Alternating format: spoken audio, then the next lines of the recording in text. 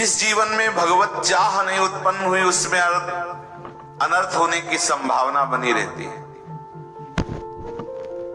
एक एक शब्द अमूल्य है महापुरुषों का।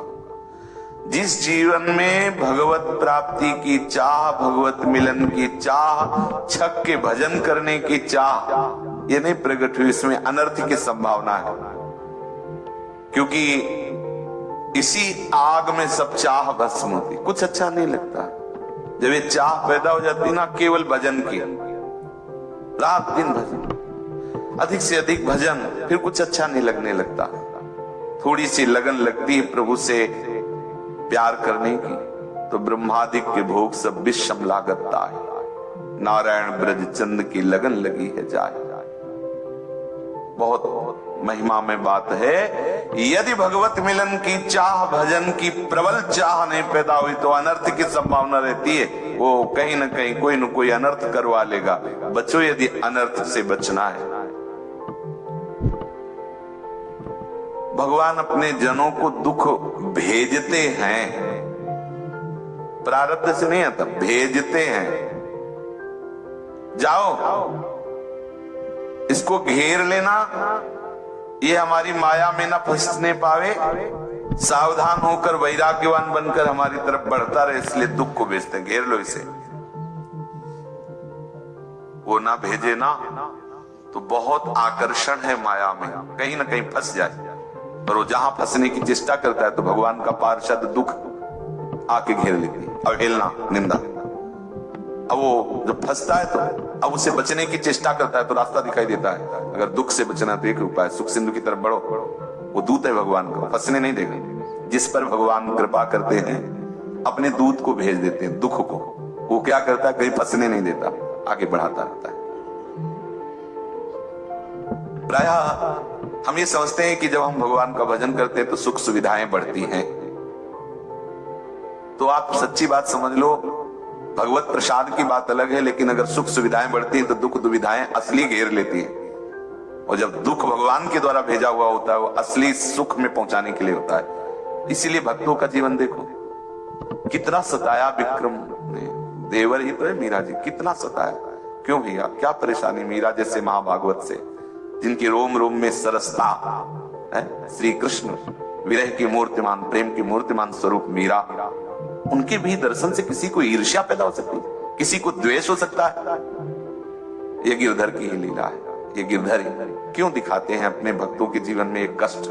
हम देख करके समझते हैं कि हमारे बड़े भैया को इतना कष्ट मिला तो उनके छोटे भैया अगर थोड़ा दुख आया है तो हमें सहना चाहिए। हमारे जितने भगत है ना सृष्टि में, सब बड़े भाई हैं, गुरुजन हैं।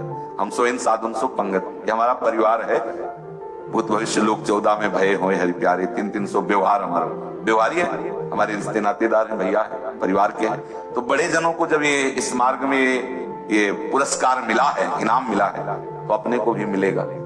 और इसी दुख रूपी पार्षद के जो संविधान में आया उसी को हरि मिल गए।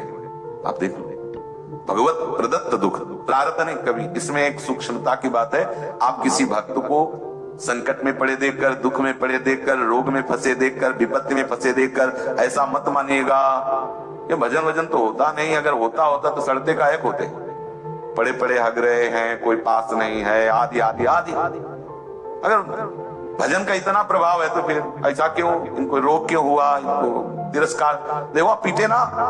अगर भजन होता तो भक्तों की रक्षा भगवान करते हैं, वहीं चमत्कार हो जाता। देखो ये अलग प्रोसेस चल रहा है उनका, प्रभु की तरफ से भेजा हुआ दुख, भेजी हुई विपत्ति, और उनको उठा करके प्रभु अपने श्री चरणों तक लाने के लिए अपने पार्षद को भेजा। ये दुख, ये रोग भगवत पार्षद है, ये प्रारब्ध नहीं है भक्त का। महापुरुषों के वचनों से हर संशय नष्ट हो जाता है।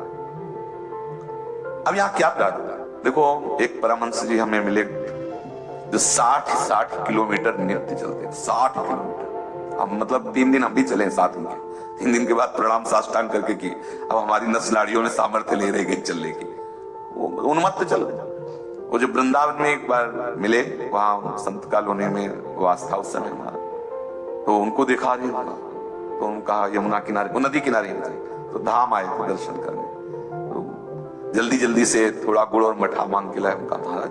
तो उनका वो शुगर हो गई है, 60 किलोमीटर, बोले 2-4 किलोमीटर चलने वाले को शुगर 60 किलोमीटर। और विरक्त कोई ऐसा नहीं कि हर समय कोई अच्छे अच्छे पदार्थ मिलते कभी। तो उनसे प्रश्न किया, अपनी डायरी में लिख लिया था, ये कई वर्षों की बात है पहले। महाराज जी इसे हम क्या कहेंगे? क्योंकि जो विधान के अनुसार देखे तो शुगर तो उन्हें होता है जो कार्य नहीं करते और चलते फिरते नहीं अच्छे अच्छे पदार्थ पाते हैं। आपको तो हमने देखा है कि 2-2 दिन भी भोजन ना मिले, नदी किनारे भ्रमण कर रहे, तो ये क्यों, ऐसा क्यों हुआ? तो उनका इसका क्यों का उत्तर नहीं दिया जा सकता। तो उनका महाराज जी से प्रारब्ध मान सकते हैं, तो उनका समर्पण होने के बाद प्रारब्ध की भी सत्ता नहीं रहती। समर्पण होने के बाद प्रारब्ध की भी, क्योंकि समर्पण बोले खुशबू समर्पण हो गई और दुर्गंध समर्पण ऐसा नहीं है। मतलब एक कचले के कोने में अगर दुर्गंध है और एक में इत्र लगा है इस साइड में, और हमने पूरा चला समर्पित किया, तो इत्र वाली खुशबू भी उसमें समर्पण है और ये दुर्गंध भी समर्पण है। जब तन्वांग मनोभीर तीनों समर्पित है तो प्रारब्ध संचित क्रियमाण सब समर्पित है। समर्पण में इतना समर्पण है, इतना तुम्हें भोगना पड़ेगा, ऐसा समर्पण, तो समर्पण पूरा हिसाब समर्पण, तभी तो जीवन मुक्त हो जाता है। भगवत आश्रित जीवन मुक्त क्यों होता है? क्योंकि वो पूर्ण भगवत समर्पित, तो पूरा हिसाब समर्पित, तो फिर वो मालिक अनुलिख्यानंतान तदपराधान मधुपति हो। तो उनका इस क्यों का उत्तर नहीं दिया जा सकता।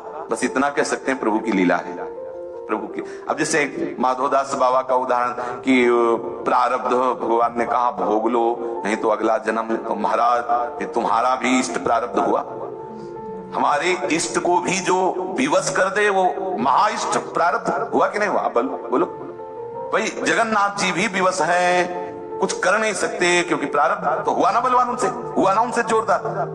कहने की बातें हैं, ये अपने जनों की सेवा सुख का रसास्वादन करना चाहते थे, बस इतनी बात है।